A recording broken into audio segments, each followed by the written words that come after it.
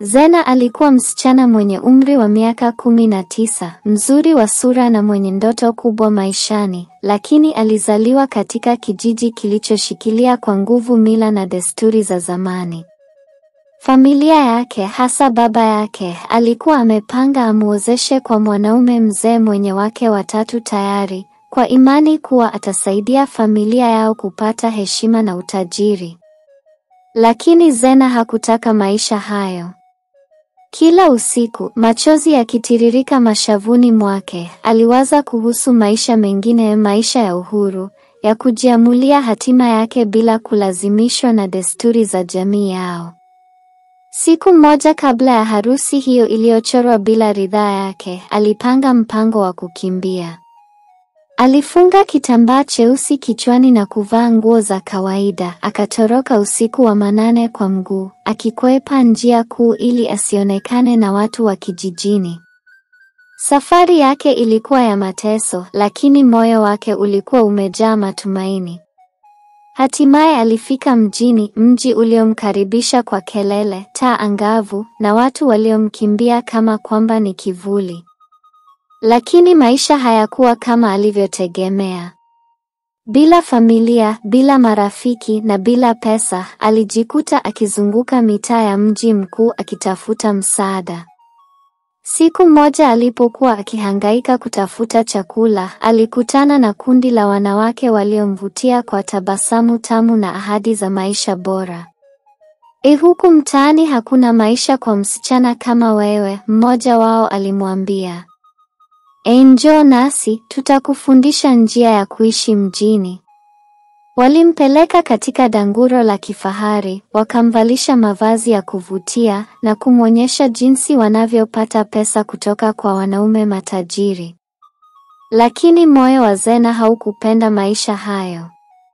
Kila alipokuwa karibu kulazimishwa kufanya jambo hilo, roho yake ilisisimka kwa woga na aibu. Alikataa kujihusisha, jambo lililowakasirisha waliomtaka awe sehemu ya biashara yao. Alikimbia danguroni usiku mmoja wa mvua kubwa, akatorokea tena mitaani.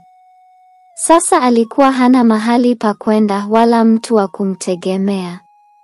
Akaishi kama chokoraa, akilala kwenye baridi chini ya madaraja, akiomba chakula kwa wapita njia. Lakini matatizo hayakuishia hapo.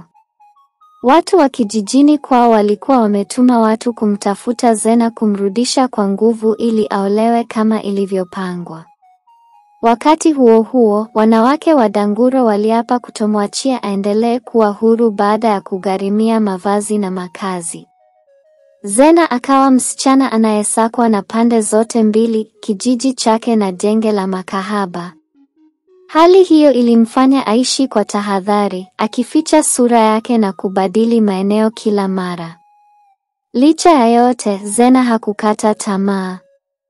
Akiwa hana chochote zaidi ya ndoto zake, aliamua kufanya kazi za mikono mitaani kama kuosha magari, kubeba mizigo na hata kusaidia mama ntilie kuuza chakula. Kidogo kidogo akijijengea jina mtaani kama msichana jasiri anayepigania maisha bila kujiuza au kurudi kijijini. Siku moja alipokuwa akijificha nyuma ya dampo, alipokewa na mwanamke mwema aliyeitwa Bi Maureen, mwanamke aliyewahi kuwa katika hali kama yake, lakini sasa alikuwa anasaidia wasichana waliotoroka ukatili wa kijijini na mitego ya mtaani. Bi Maureen alimsaidia Zena kupata malazi katika kituo cha kusaidia wanawake na kumpatia nafasi ya kusoma kazi za mikono na biashara ndogo ndogo. Kupitia msaada huo, Zena alianza kujijenga upya. Alijifunza kushona, kutengeneza mapambo na hatimaye kuanza kuuza bidhaa zake katika soko la mitaani. Alikuwa bado maskini, bado na kumbukumbu za mateso, lakini moyo wake ulikuwa huru. Watu wa kijijini walipokuja kumtafuta, walimkuta akiwa na nguvu mpya na akisema kwa sauti thabiti, "Sitaki kuwa mke wa mtu kwa kulazimishwa. Sasa najitengenezea njia yangu ya maisha." Walimtishia, lakini Bi Maureen na wanawake wengine walikuwepo kumnusuru. Waliwaita polisi na hatimaye watu wa kijijini walirudi mikono mitupu. Miaka kadhaa baadaye, Zena alianzisha kituo cha kusaidia wasichana waliokimbia ndoa za kulazimishwa na maisha ya ukahaba wa kulazimishwa.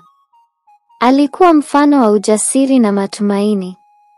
Alijua maumivu ya kufungwa na ndoto kufifia, na sasa aligeuza maumivu hayo kuwa nuru kwa wengine. Kwa sauti ya ushindi alihutubia katika kongamano la wanawake. Safari yangu ilikuwa ya maumivu, lakini kila jeraha lilinijenga. Uhuru hauji kwa urahisi, lakini unapoingia, unaleta nuru ambayo haiwezi kuzimwa. Na hivyo, Zena alibadilika kutoka msichana aliyekimbia kwa woga, kuwa mwanamke jasiri aliyeshinda minyororo ya kijiji, mji, na nafsi yake mwenyewe. Mwisho.